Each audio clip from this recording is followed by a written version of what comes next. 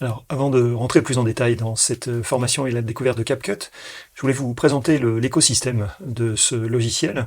En fait, il existe plusieurs façons de l'appréhender. La première, ça va être de pouvoir le tester en ligne, puisque CapCut va vous permettre justement de faire cet essai en vous connectant et en créant un compte en fait chez eux.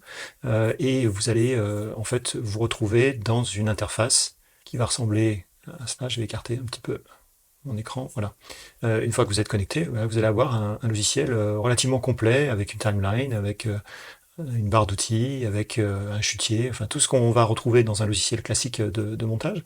Donc ça va être la première possibilité. Il existe également, comme vous le voyez, une version dans des environnements mobiles, puisque vous allez pouvoir l'installer sur une tablette ou sur un téléphone. Et puis, la dernière des approches, c'est celle de pouvoir l'utiliser localement sur un PC ou sur un Mac. Ici, moi, je l'ai installé sur un Mac.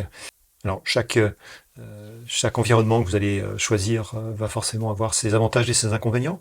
Mais voilà, vous avez, voyez, ces trois axes sur lesquels vous allez pouvoir finalement apprendre à utiliser l'outil.